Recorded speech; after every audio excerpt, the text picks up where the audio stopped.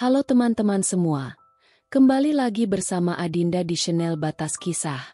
Semoga teman-teman Batas Kisah sehat selalu ya. Nah, sekarang kita akan membacakan kisah dengan judul Dicerai Suami Dinikahi Sultan. Yuk simak ceritanya sampai selesai.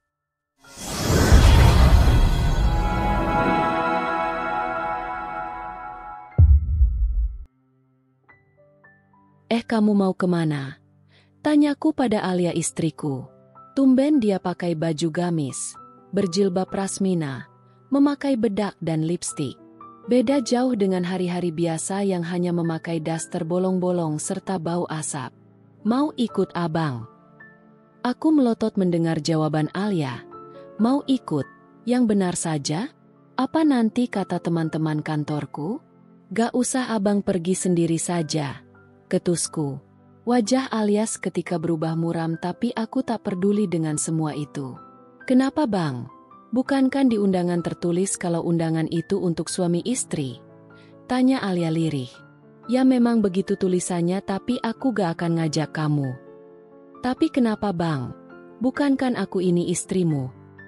Malulah aku bawa kamu. Masa manajer perusahaan besar yang tampan seperti aku bawa istri degil dan kumal seperti kamu? Di mana mau ditaruh wajahku? Hah? Ujarku dengan suara berat. Kutoyor kepalanya dengan jari telunjuk. Mikir. Belum lagi nanti kalau orang-orang tanya. Aldi istrimu kuliah di mana? Terus mau kujawab apa? Bilang kalau kamu cuma lulusan SMP? Malu dong sama teman-temanku.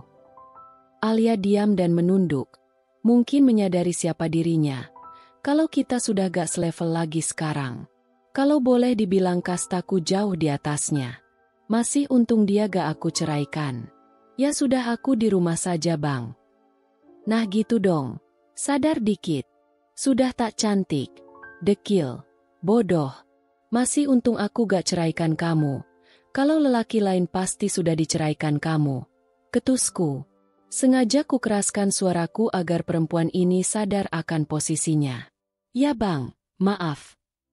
Iya, kamu harus sadar dari kalau kamu itu sekarang sudah gak selevel sama aku. Alia diam dan hanya mengangguk lemah. Entahlah, mungkin habis ini dia akan menangis. Sebab biasanya jika begini sebentar lagi air matanya bakal tumpah. Tapi peduli apa aku? Justru dengan begini dia tak akan menuntut apa-apa lagi. Dia akan sadar kalau kedudukan dia sudah lagi tak sederajat denganku. Kubelokkan motor gedeku ke dalam halaman yang luas yang terasnya dipenuhi bunga-bunga. Suatu ketika dulu aku sering ke sini. Tanganku segera memencet bel rumah yang terletak di samping kanan pintu. Iya mas, bentar lagi siap. Jawab seseorang dari dalam dan tak lama kemudian sang empunya suara keluar. Alda, gumamku saat melihat seorang wanita cantik keluar. Bau wangi tubuhnya langsung menyengat hidungku. Untung aku masih bisa menahan diri untuk tidak mendekap dan mencium bibir manisnya. Sumpah gemesin banget babe. Mas, ujar Alda yang entah untuk keberapa kalinya. Aku dengar tapi hanya seperti angin lalu yang lewat di telingaku. Iya sayang, jawabku sambil memberikan senyum termanisku untuknya.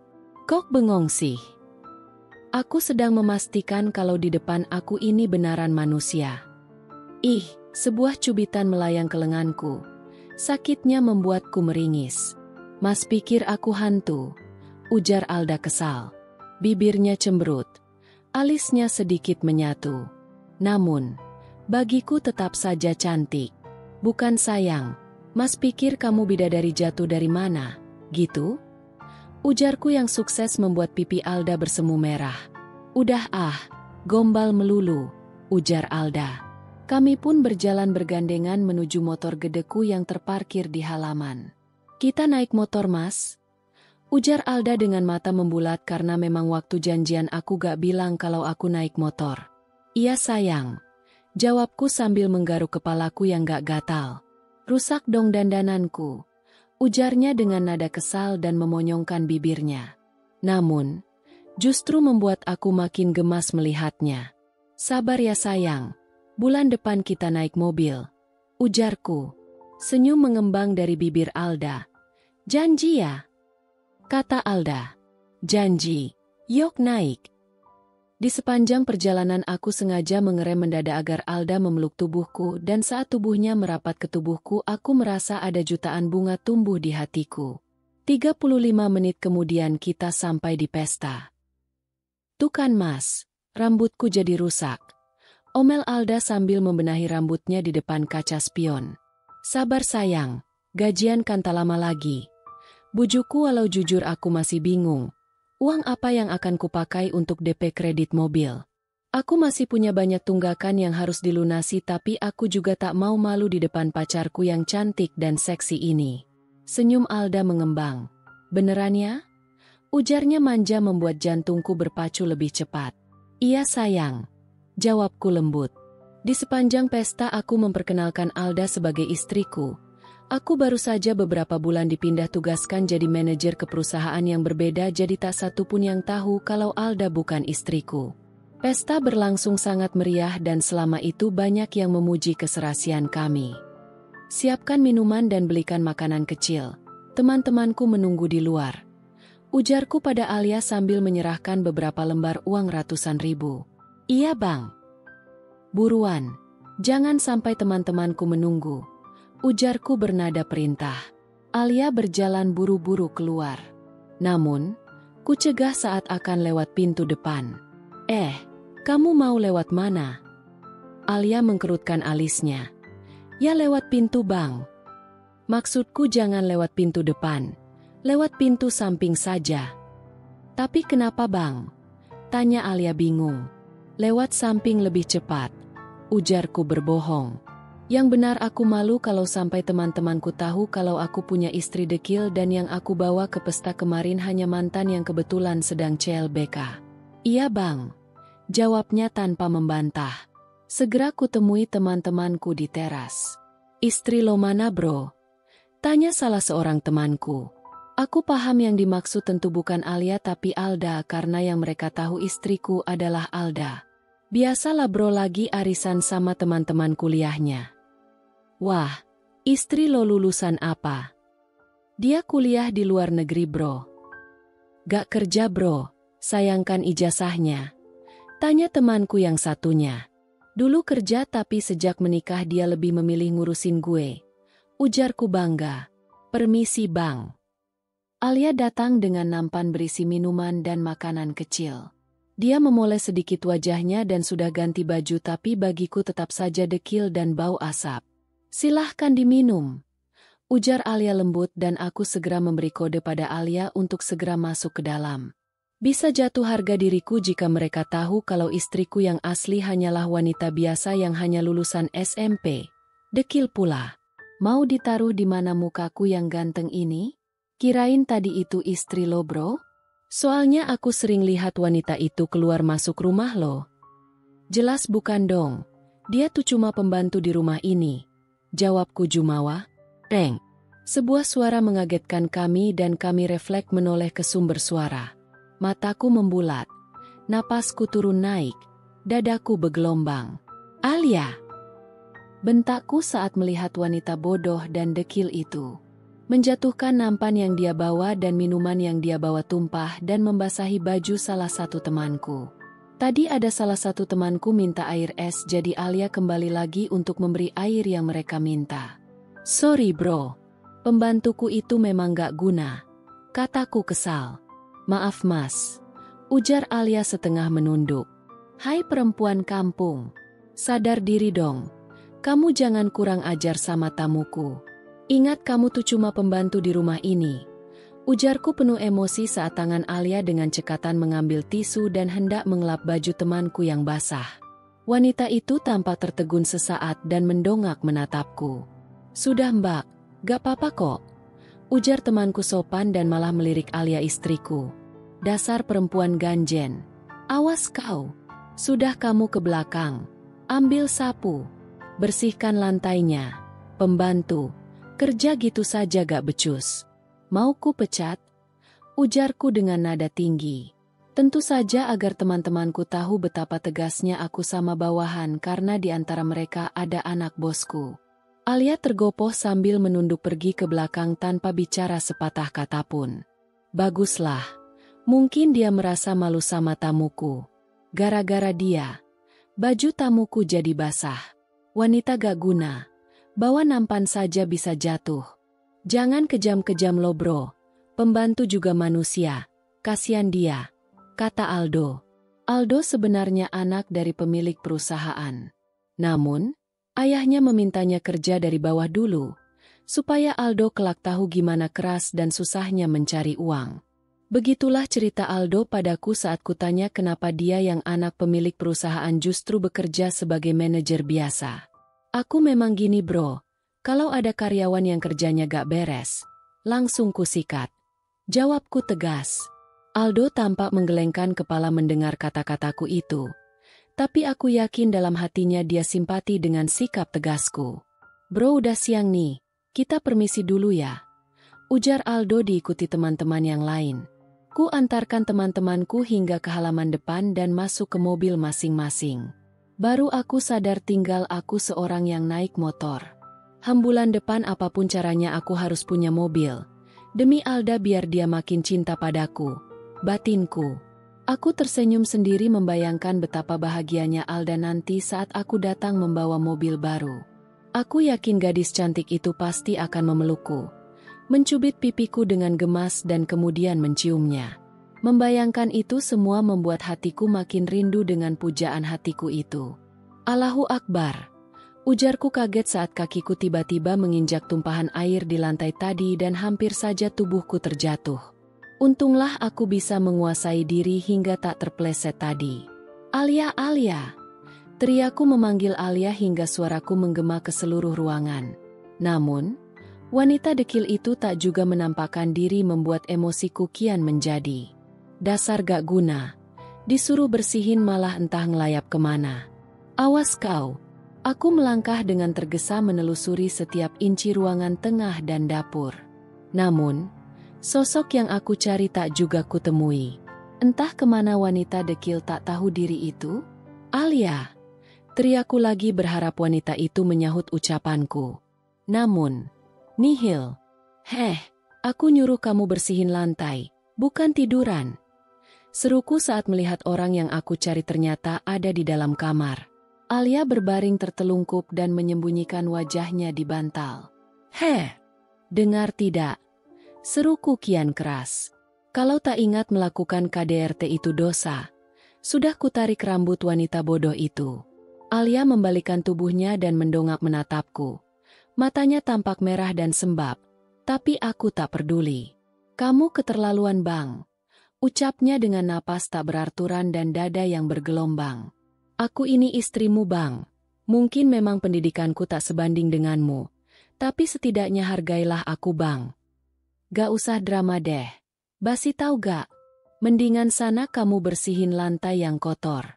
Percuma kamu drama. Gak akan berarti apa-apa bagiku. Kejam kamu bang. Gak punya perasaan. Tega-teganya kamu bilang aku ini pembantumu. Kenapa? Apa karena aku gak cantik?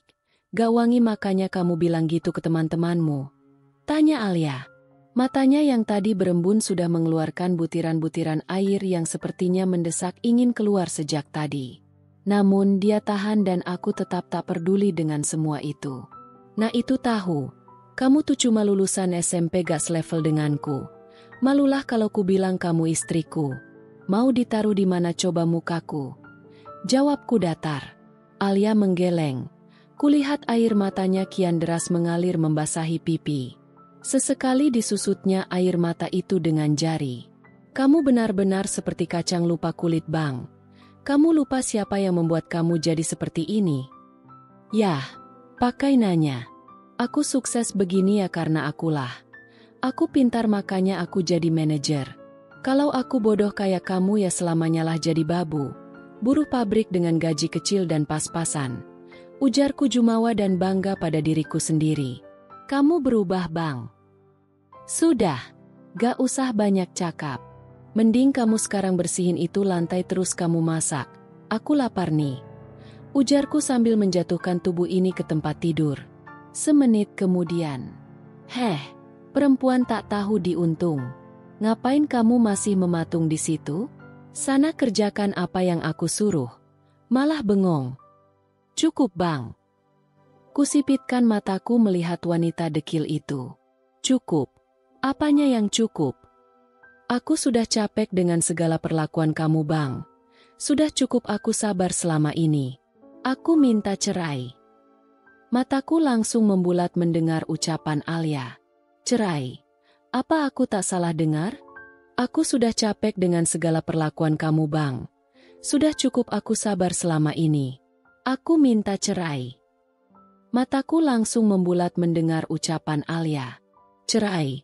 Apa aku tak salah dengar? Kataku dengan sedikit menaikkan sebelah bibirku. Aku yakin Alia hanya menggertakku. Wanita lemah dan tak berpendidikan seperti dia.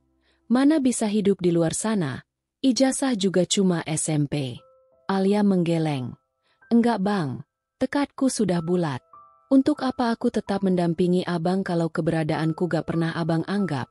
Aku cuma abang anggap sebagai perempuan hina, hingga begitu lemesnya mulut abang selalu merendahkan dan menghinaku. Aku ini manusia bang, punya hati. Memang yang anggap kamu kambing juga siapa? Aku tahu kali kamu itu manusia. Abang tahu kalau aku manusia. Tapi kenapa perlakuan abang padaku seolah aku ini bukan manusia? Bang, abang gak ngajak aku ke pesta atau kemanapun aku bisa terima bang. Mungkin memang abang belum siap memperkenalkan aku yang hanya lulusan SMP ini pada teman-teman abang, tapi sikap abang barusan yang membentak dan memakiku di depan temanmu barusan. Aku gak terima. Apa salahku hingga abang mencaciku sedemikian rupa? Kata Alia. Sesaat kemudian dia memegang dadanya. Air matanya kian deras mengalir. Dadanya bergelombang, pundaknya berguncang. Dia juga menyusut air matanya dengan jarinya. Salah kamu itu kamu genit sama Aldo. Ngapain kamu pakai sok-sokan mau mengusap baju Aldo? Mau caper? Percuma Aldo gak akan tertarik dengan wanita dekil dan bau asap seperti kamu. Ngaca dong ngaca. Picik kamu bang.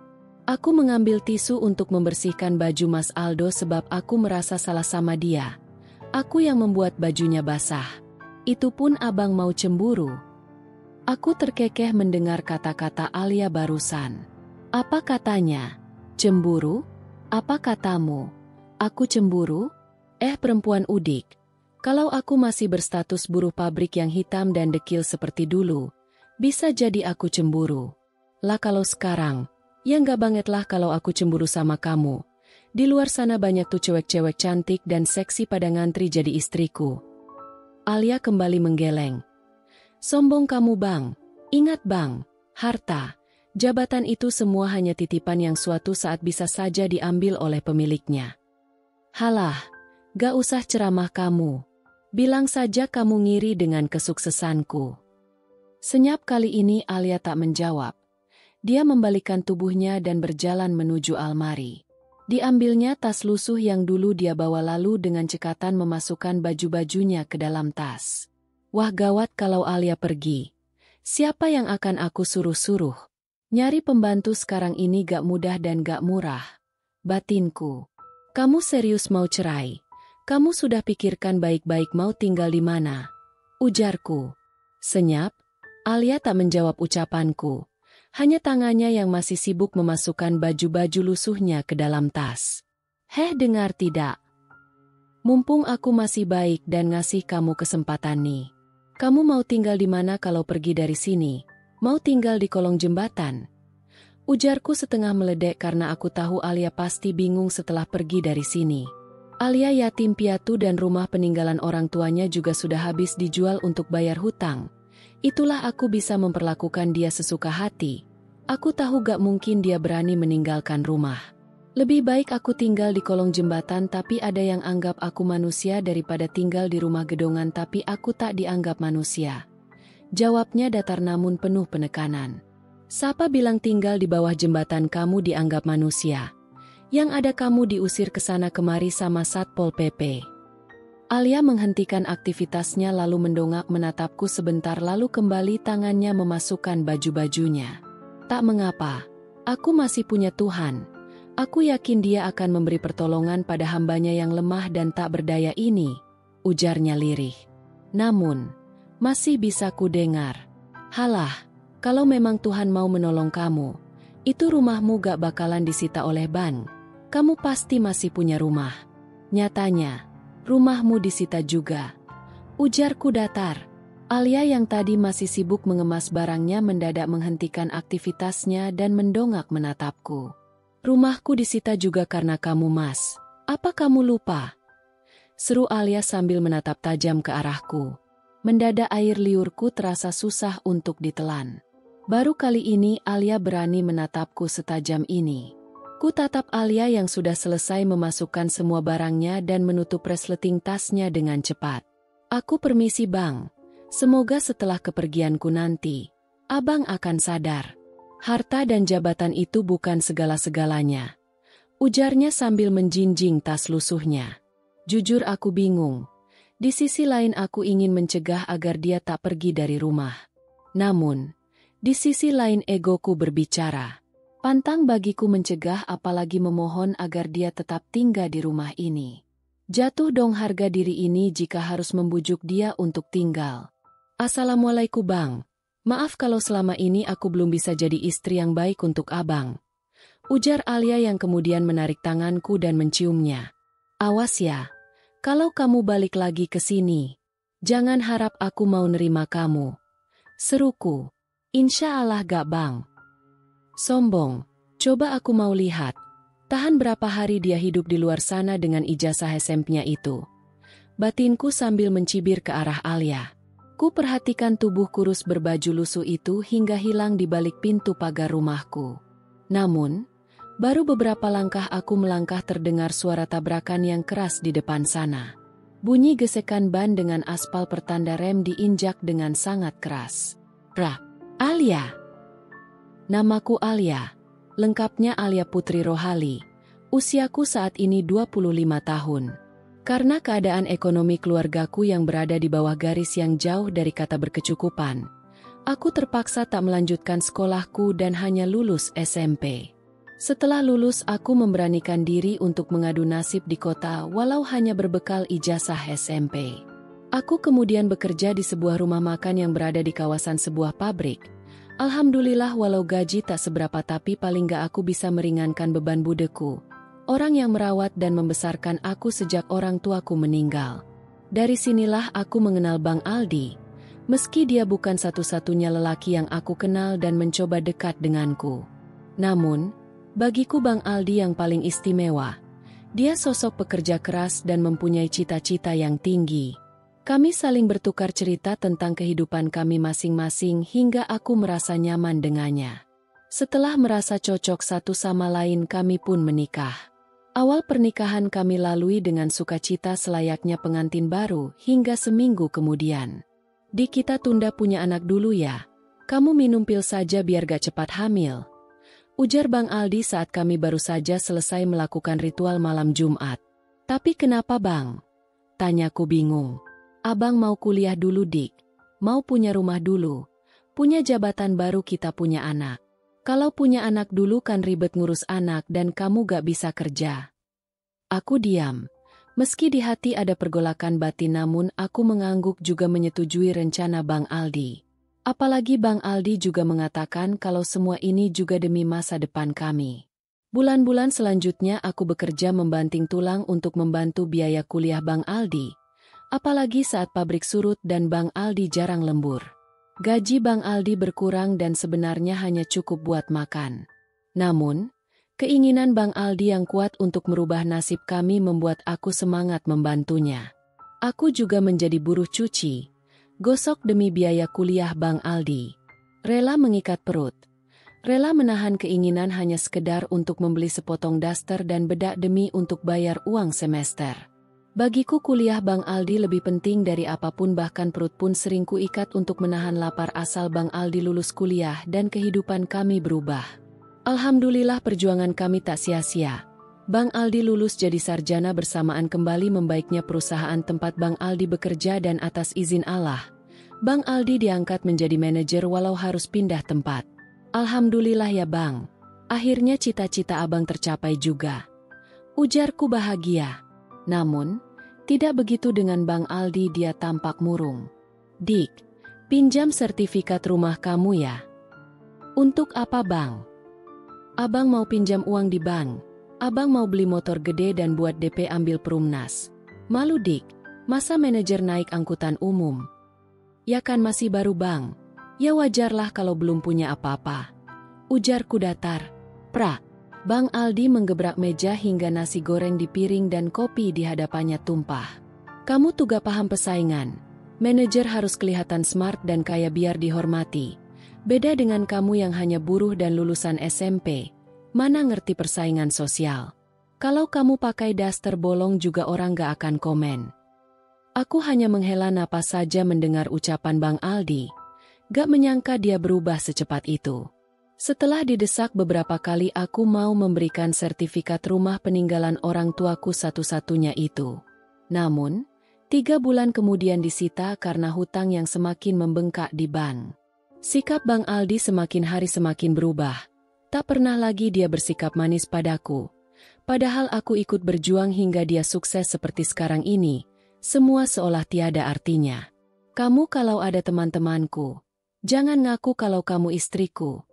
Seru Bang Aldi mengingatkan. Tapi kenapa Bang? Malulah aku punya istri dekil seperti kamu.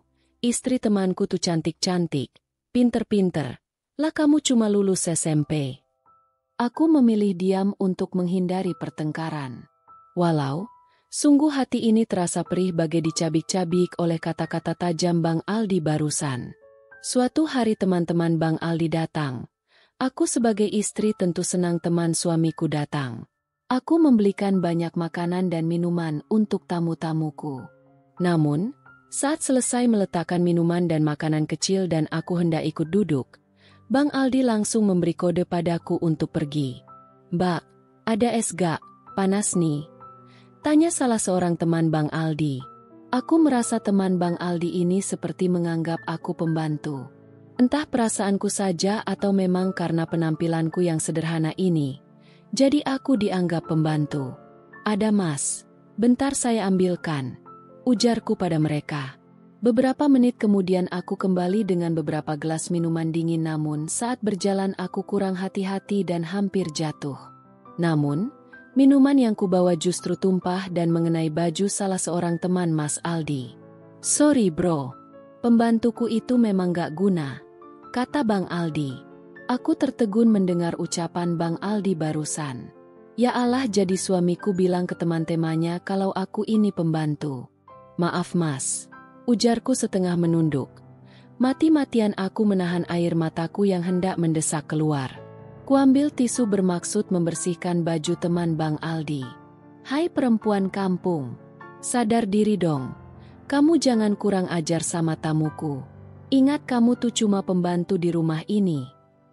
Seru Mas Aldi yang kata-katanya kurasakan bagai ratusan belati yang mencabik-cabik hatiku hingga hancur luluh tak bersisa. Sakit tak terkira. Hati wanita mana yang terima diperlakukan seperti ini? Apa dia lupa akan perjuanganku selama ini demi kesuksesannya? Sudah mbak, gak apa-apa kok. Ujar teman Bang Aldi sopan. Mataku mulai memanas dan kurasa butiran air mata ini sebentar lagi akan tumpah. Sudah kamu ke belakang.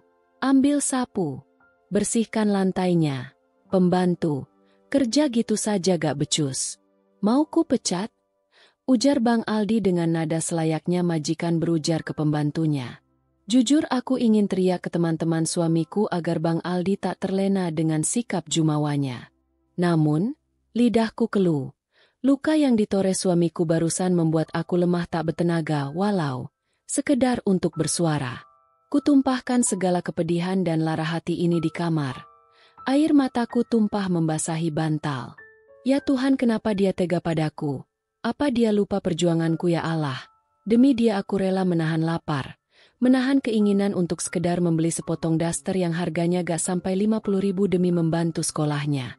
Namun, setelah sukses, begini balasannya ya Allah. Rintihku. Beberapa menit kemudian Bang Aldi masuk kamar. Namun, bukannya minta maaf atas luka yang dia torehkan, dia malah menorehkan luka yang baru dan pertengkaran pun terjadi di antara kami dan berakhir dengan diriku yang meminta cerai dari suamiku. Aku pamit bang. Maaf jika aku belum jadi istri yang baik untukmu selama ini.